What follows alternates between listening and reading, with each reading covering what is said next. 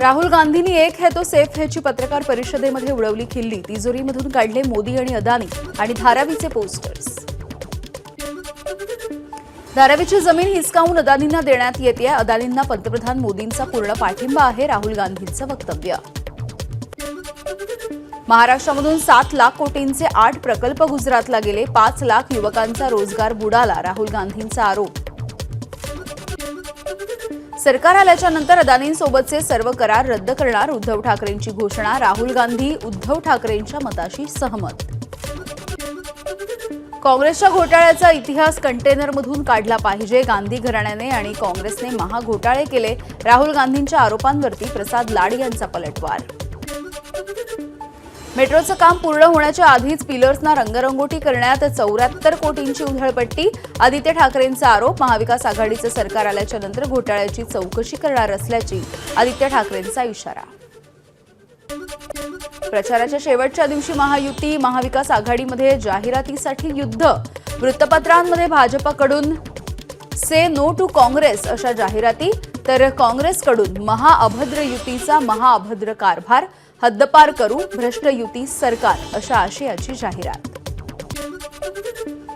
महायुतीची जाहिरात खरी, महाविकास आघाडीची जाहिरात खोटी। आपापसामधल्या वादामुळे महाविकास आघाडी मागे पडली आहे। बावनकुळेंचं वक्तव्य। महायुतीला 160 पेक्षा अधिक जागा मिळतील, बावनकुळेंचा विश्वास। उपमुख्यमंत्री फडणवीसांकडून एक्स पोस्टच्या माध्यमातून विकास कामांचा लेखाजोखा जनतेसमोर मांडण्याचा प्रयत्न। जे बोलतो ते करून दाखवतो अशा आशयाची पोस्ट। विधानसभा निवडणुकीसाठी गडकरींकडून धडाकेबाज प्रचार। गडकरींकडून 13 दिवसांमध्ये 72 जनसभा आणि रोड शो। गडकरींनी एका दिवसामध्ये सरासरी 7 सभांना केलं संबोधित।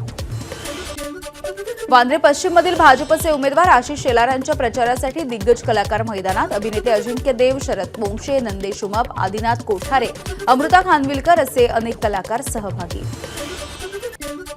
उद्धव ठाकरे सभांमध्ये खोटं नरेटिव्ह पसरवतायत। ठाकरेंच्या खोट्या नरेटिव्हवरती मराठी माणसाचा विश्वास नाही, आशिष शेलार यांचा हल्लाबोल। आशिष शेलार यांनी हॉलिवूडचे कलाकार आणले किंवा डोनाल्ड ट्रम्प यांना जरी आणलं तरी त्यांचा पराभव निश्चित आहे, संजय राऊतांचा टोला। निकालाच्या नंतर शिंदे फडणवीसांना विरोधी पक्षनेते पद सुद्धा मिळणार नाही। यावेळी एखादा चांगला विरोधी पक्षनेता बघायला मिळू शकतो, खासदार राऊतांचा दावा। सोलापूर जिल्ह्यामध्ये संजय राऊतांच्या बॅगांची तपासणी। सांगोला तालुक्यामधल्या प्रचार सभेच्या आधी हेलिकॉप्टरमधल्या राऊतांच्या बॅगा तपासल्या। शिवाजीनगर मतदारसंघामध्ये नवाब मलिकांची प्रचार रॅली। सना मलिक सुद्धा प्रचार रॅलीमध्ये सहभागी।